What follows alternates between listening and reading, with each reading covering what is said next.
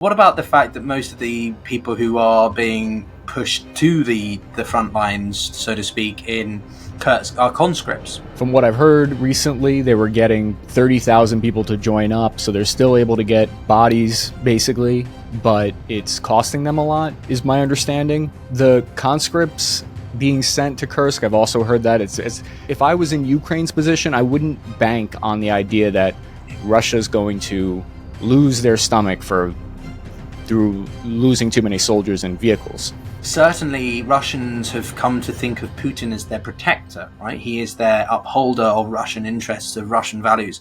This is The Global Gambit. All right, everybody, how is it going? My name is Piotr, and this is The Global Gambit, a channel that tries to reconsider and imagine the West's place in this ever-changing world and focus on the nexus of geopolitical risk and the international financial system. Many people talk about geopolitics, but don't actually apply a tangible or quantifiable aspect to what happens if China and the US increase tariffs on each other. How is that actually going to impact us in a measurable sense? And well, one of the things that is impacting us in a very symbolic but also measurable sense is the war in Ukraine.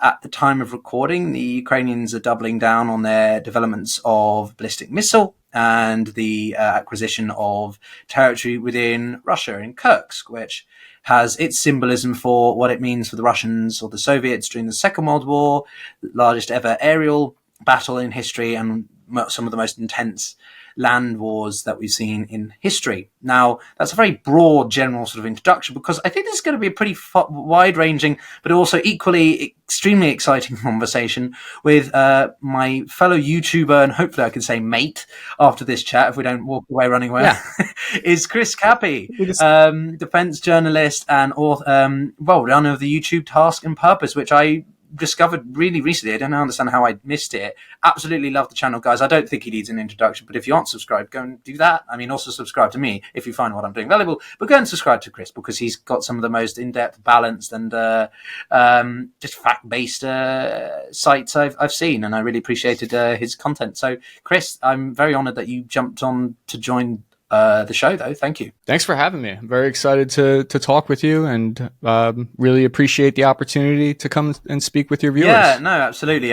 You've got your background in infantry and being a former US Army member and reserve, and you've brought that into a lot of what you do, I think, but you do focus on the strategic and a wide range of matters as well. I think the first thing really that we could talk about sort of more we were discussing Mearsheimer and ideological elements off air just before we came on, and I'm sure we'll touch upon that in this probably going to be quite a lengthy one conversation/interview. I think it's going to be quite a nice chat, but what do you think about the current situation between Kursk and Kharkiv? And maybe if we start with Kursk, things are moving very quickly, obviously, but I'd love to hear your immediate thoughts about it. The thing that really jumped out to me very recently that I had only put it together in hindsight was I feel like you could see this attack coming now that we know it happened, because so right when the Kharkiv attack happened in May, when Russia assaulted for a second time back into tried to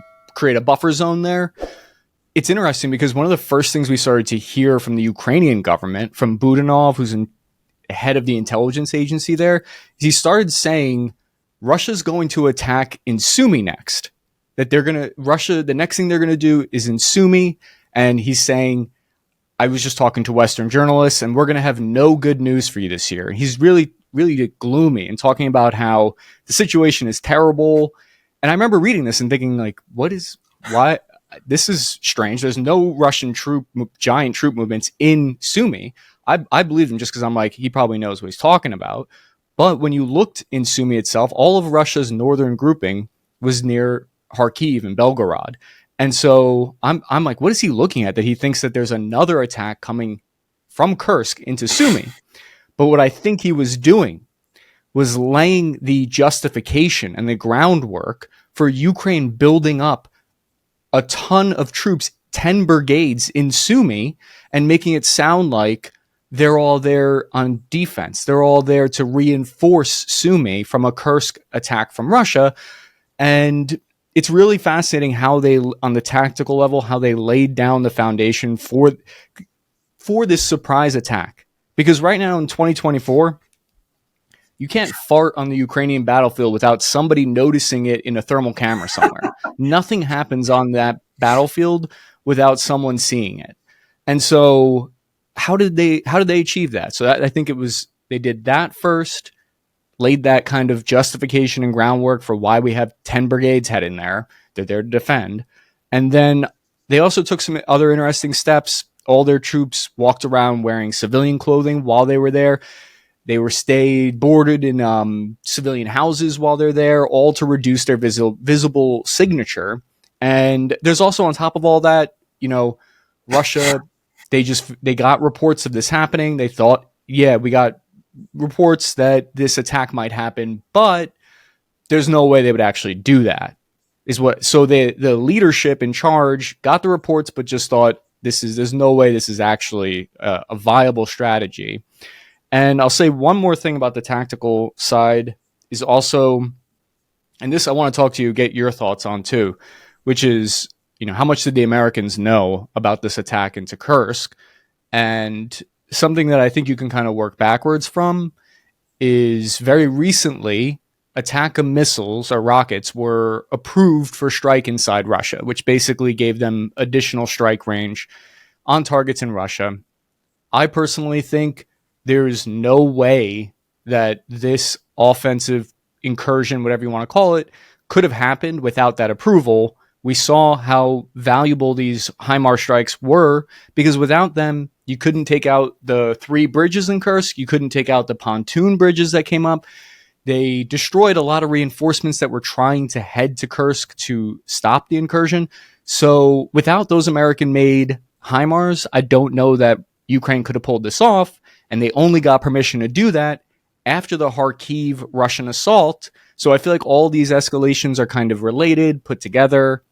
That's just like my first surface level thoughts on something that I'm still trying to process. Surface level. I mean, I think we've dug through to China and to use that classic, stupid joke, right? But I think that's pretty in depth for surface level initial thoughts. I mean, we had former Lieutenant General Ben Hodges on the show just a few days ago, and he made an interesting point, which I would welcome your thoughts after I dump my random ones into the pot as well, which is, he said he's no longer calling this, or didn't really ever call it an incursion. He calls it an offensive because do the Ukrainians now control 1,200 plus square kilometers of Russian territory? They've acquired command posts. They're beginning to set up like proper actual outposts or whatever positions of defense to administer. They've established these humanitarian corridors for the Russian populations to utilize, unlike the Russians in the early days of their offensives into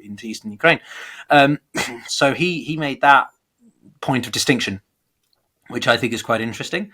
For your point about how much the Americans know, this is a channel where we focus on that sort of strategic element. Again, I'm not going to pretend I'm a military analyst. I'm more of a geopolitical strategist. But in my mind, I do wonder, because at the time of recording as well, the UK government is wanting to allow the Ukrainians to use the Storm Shadows, but the US is opposed to that or obstructing that. So, I feel that the Biden administration is sort of a bit, as they have been for a while, inconsistent in their rhetoric, and this is why so many people who are very staunchly pro-Ukraine think that what's preventing Ukraine from actually winning the war decisively or outright potentially is the inability to utilize everything, and it sort of perhaps still a bit of Berlin, perhaps DC in certain areas, that this restraint is it's not allowing Ukraine to do the job.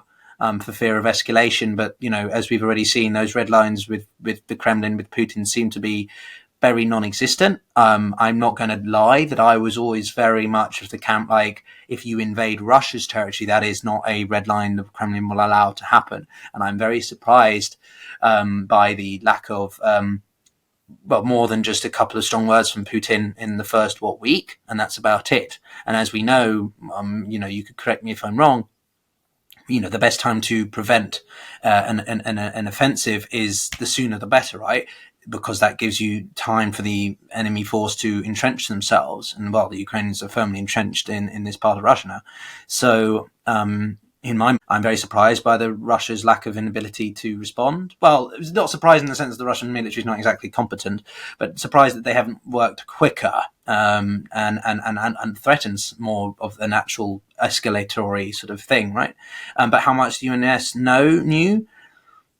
I think there might be a distinction between the White House and other members of the intelligence community, perhaps. But I don't know how much the US. I'll put it this way, and then I welcome your pushback or thoughts on everything I said, which is I think that the Biden administration is hedging a little bit, because they're aware that the prospect of the Trump administration is still very real. I think the momentum Harris has is incredible. But were Trump to come into office, Biden knows that he will, want to pressure Kyiv to end this war immediately, and capitulate to Russia's demands in one way or another. And so I think they want to support Ukraine in having as much leverage or bargaining chips in the case of territory that they can sort of, negotiate with as possible. So maybe the Biden administration is also tacitly supporting this in the sense of a post-Biden administration and for Ukraine. Maybe, I don't know. Does that seem like a bit of a far-fetched speculation, or what do you think?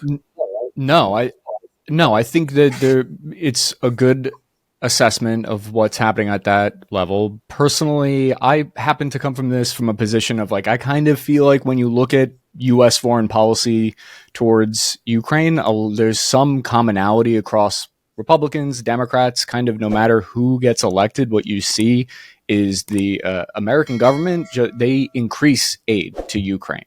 When you look back to 2014, 2010 to today, it's kind of just been more and more aid. It doesn't matter if you're President Obama, President Trump. Trump sent $78 million worth of Javelin missiles under his administration.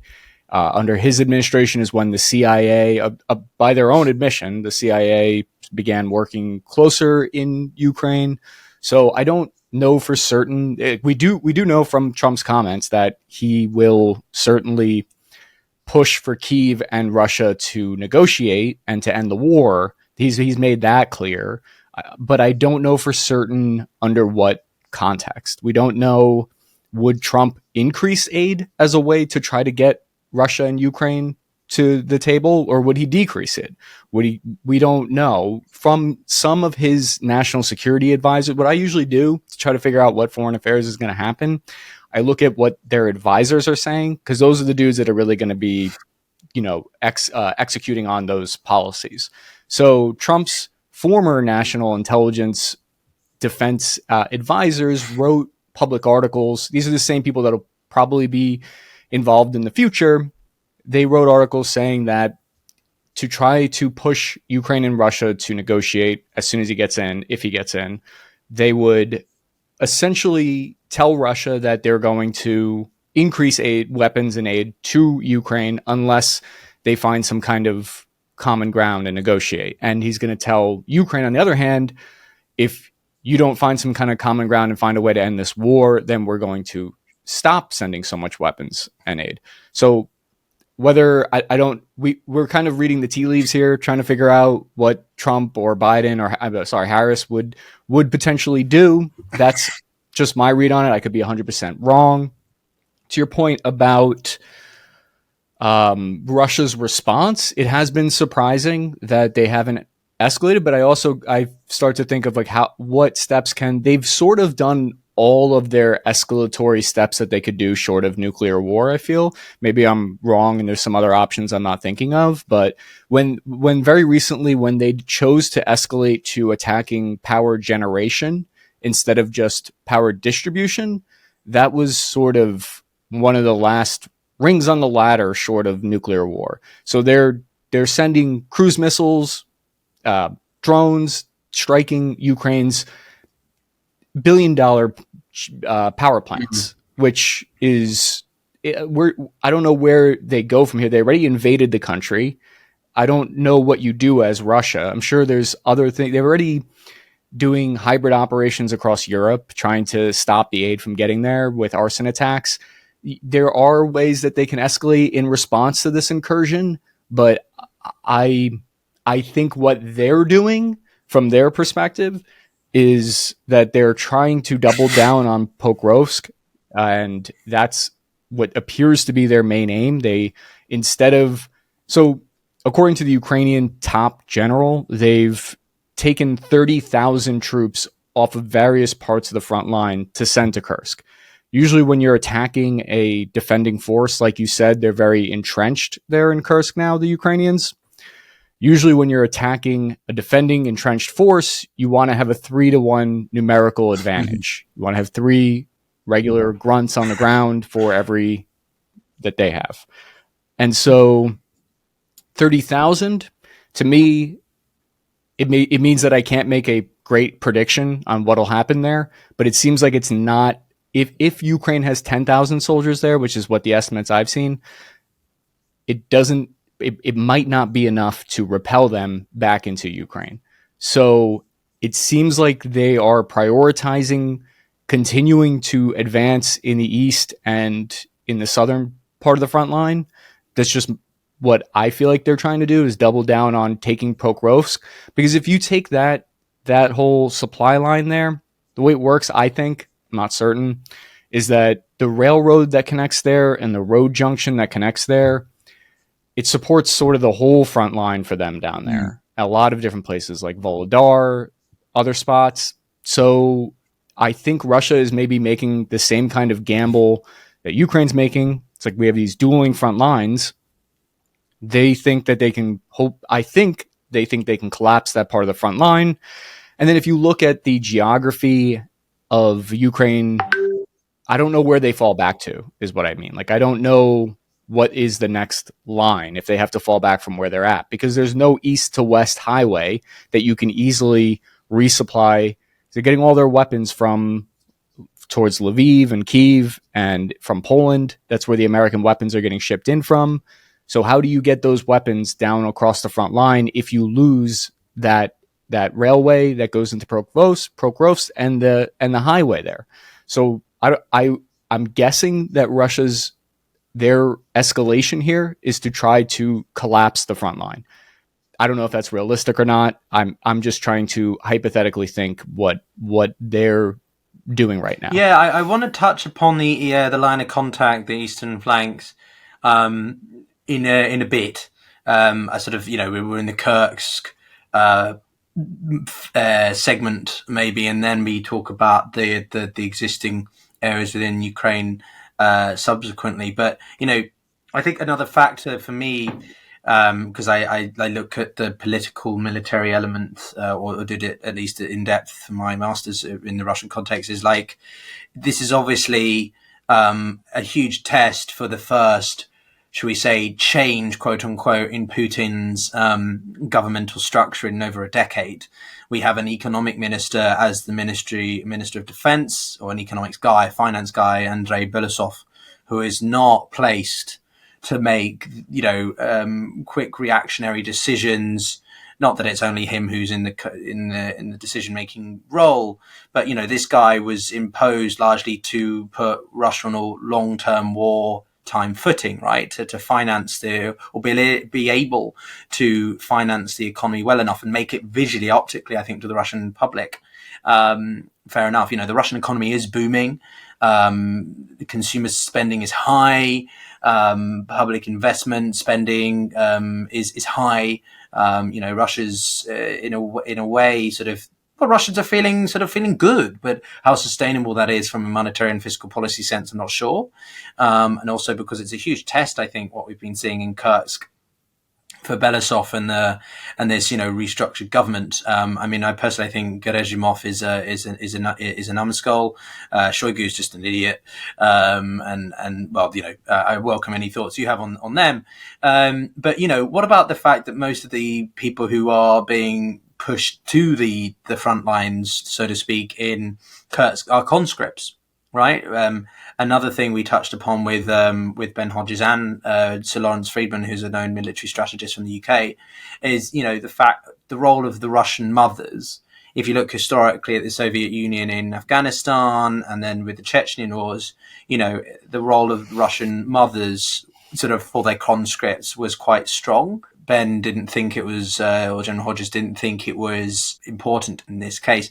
What's your perspective of the Russian conscript element in this, and just generally any of the governmental political comments I made, and how well that will play into Russia's ability to I don't know, slow down the Ukrainian offensive? Yeah, we're talking a little bit about force regeneration, mobilization. What we're seeing is Russia's, from what I've heard recently, they were getting 30,000 people to join up. So they're still able to get bodies, basically, but it's costing them a lot, is my understanding. The conscripts being sent to Kursk, I've also heard that it's not just conscripts, it's a mix, which is almost, it's worse in a way, because you've got the Chechen fighters are going there, the militia groups, paramilitary, FSB is also there, but it isn't a lot of the regular troops. But from what I'm hearing is 30,000 are on their way. But currently it's conscripts, which they have trouble communicating between those different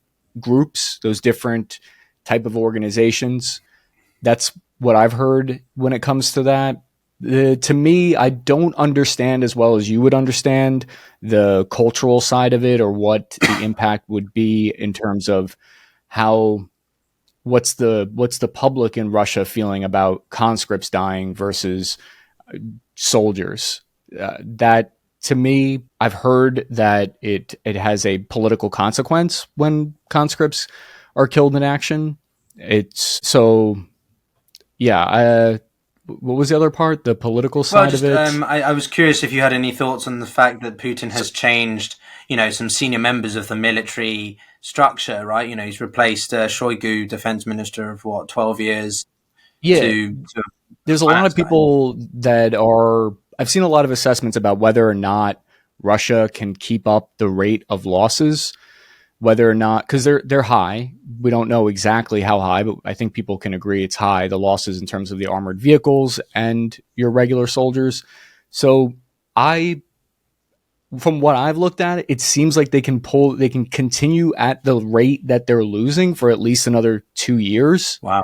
So I understand that they've put someone in that has more finance and economic background, and it seems like they're able to produce enough vehicles and tanks, and because they're pulling them out of storage, and that they can still go for another year or two.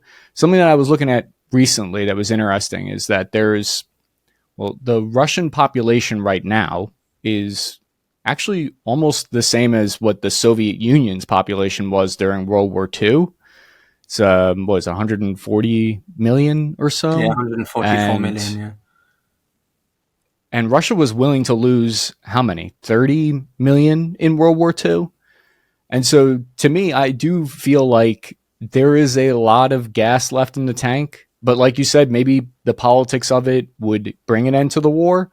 But if I was in Ukraine's position, I wouldn't bank on the idea that Russia's going to lose their stomach through losing too many soldiers and vehicles. I think there's a cultural history there of being willing to take losses. Now, you could say that the historical backdrop of World War II, it's a bad analogy because they were under attack by the Germany, and that the demographics were different. There was more young people back then, and they were farming. There's a lot of variables that go into that. But I think my kind of general point is that I feel like you can't just bank on the idea that they'll get tired of losing soldiers. I think that they see this as a existential war, and I think Ukraine does as well.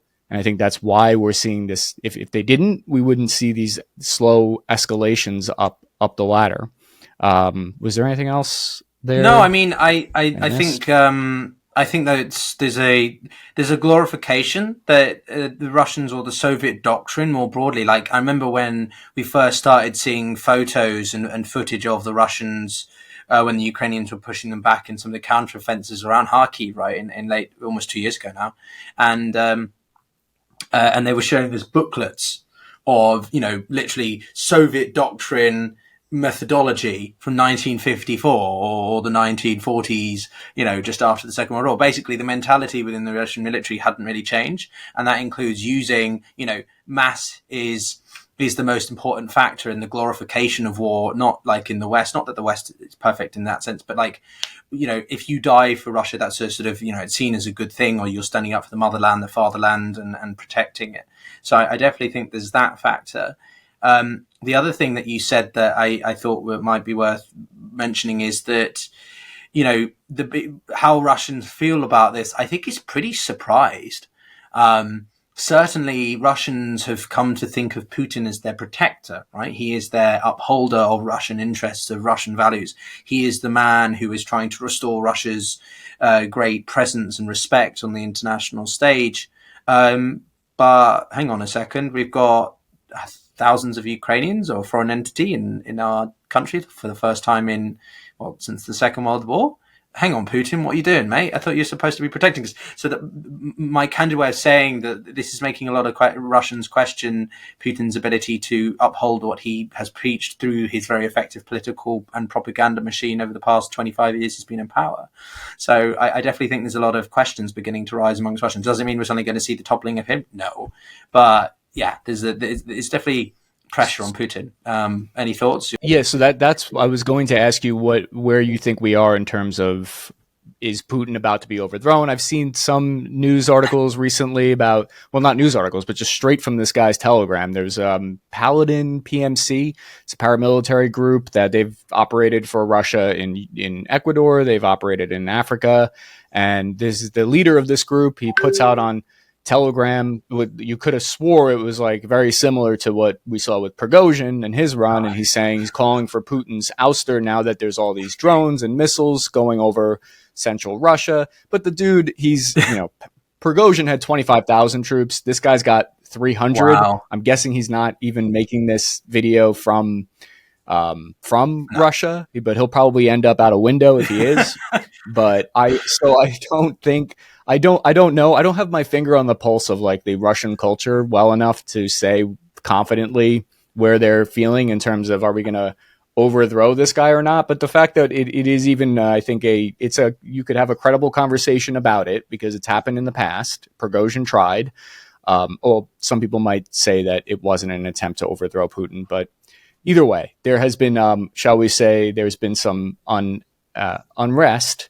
So yeah, to me though, so back to whether the Americans knew, I wanted to say one more thing about that, whether they knew about the invasion to Kursk. You're so interested in this element. And when we were going back and forth on the end, Chris was like, I really want to talk about whether or not the Americans knew and the strategic level. I find that really interesting. Well, I mean, I feel like there's big implications there because if they did know, then it feels a little bit like to me that they're in a way, I mean, if you're directly funding, and I don't think it's a mistake that Ukrainians chose vehicles like I was in a Stryker unit when I was in Iraq, and what we see in Kursk, a ton of Stryker American provided armored vehicles in Ukraine. Like a lot of the vehicles that they chose for that assault were Western vehicles, Humvees, Strykers. I heard reports of Challenger there.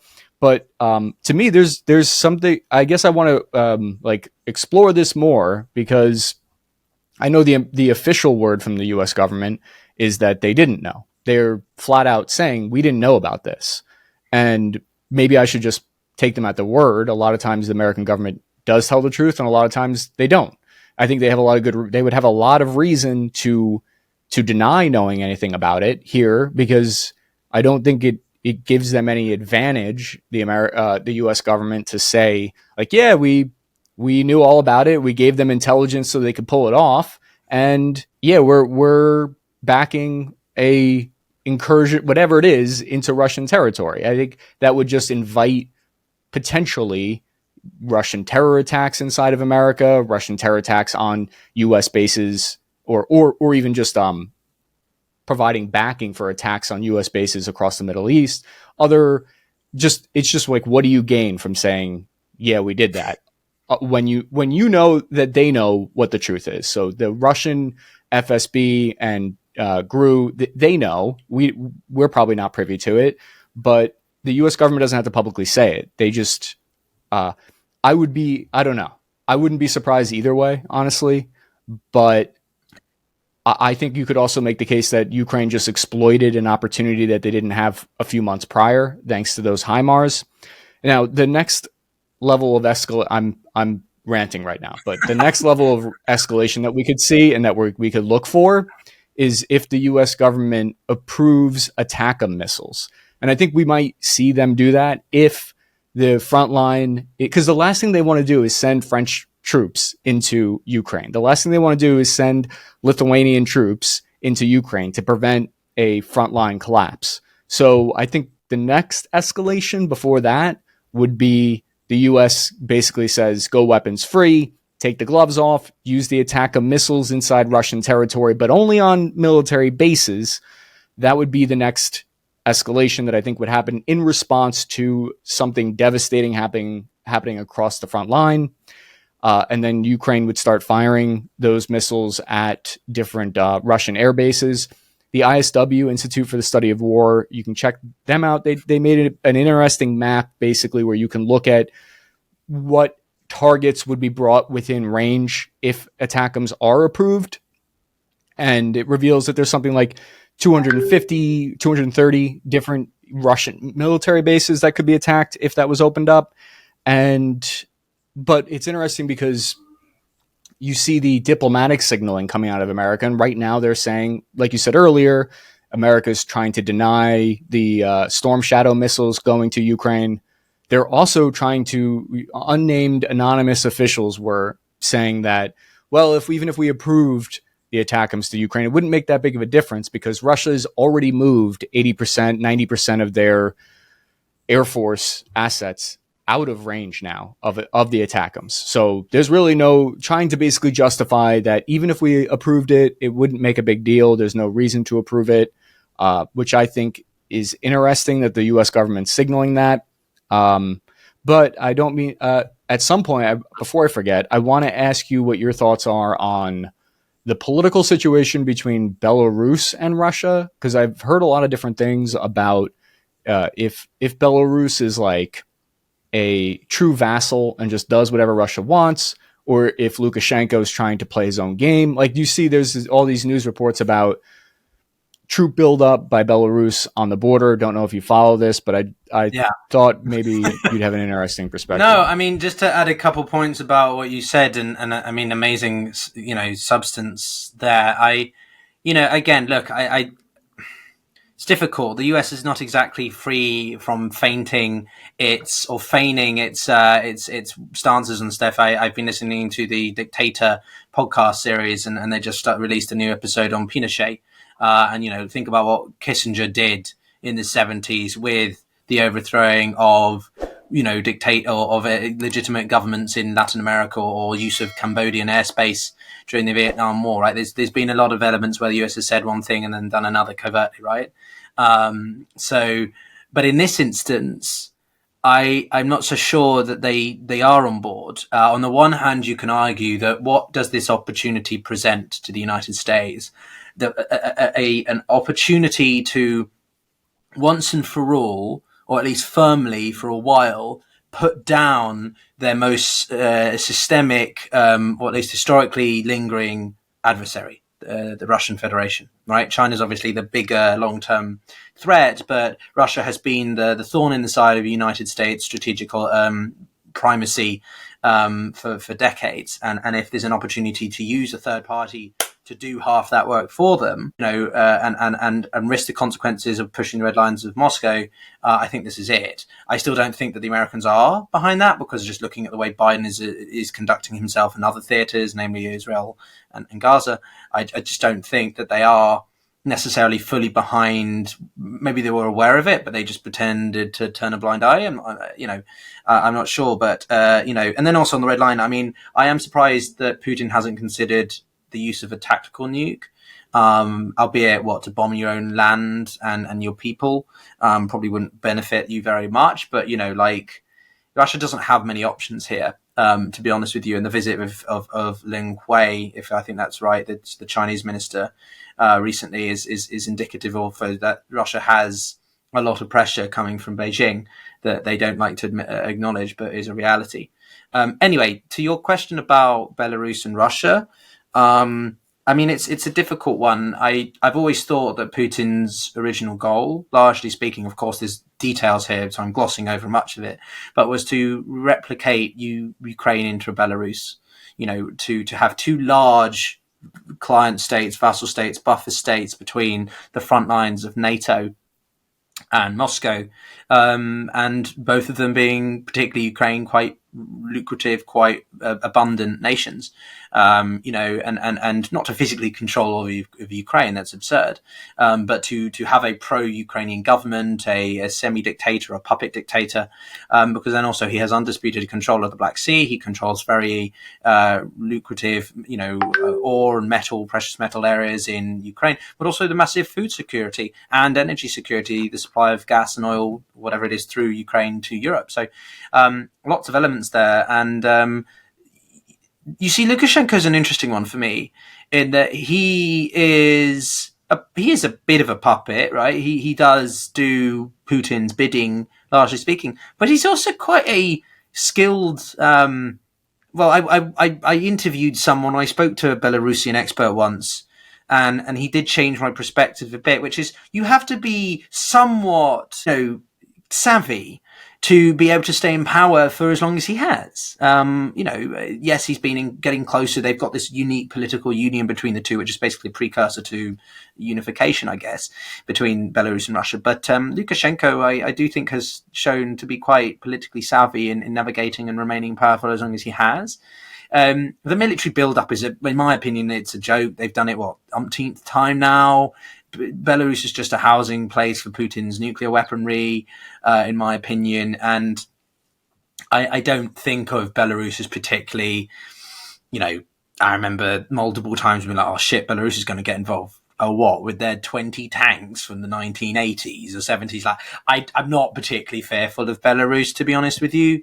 I've also, seen rumblings that, he wants to try to keep the door open for a not a relationship, but some kind of maybe appeasement or reduction, a bit like Venezuela with the United States, right? Maduro, because of what Putin's events in Ukraine led to a softening of the sanctions against Venezuela, because sort of, the enemy of my enemy is my friend, or whatever it is. He was the lesser of the two evils. Sorry, that's the expression I was looking for with Maduro. So maybe Lukashenko's trying to keep that open with the EU. Like, hey guys, I haven't militarily supported Russia. I've given them space to house stuff, but I haven't physically actually invaded Ukraine and gotten involved. Will you reduce some of the sanctions against me? In the case of a peace deal. So I think the Russian-Belarusian relationship is always important to remember, but I don't think it's a defining factor in this. But that's my opinion based on my political and strategic analysis or whatever observations.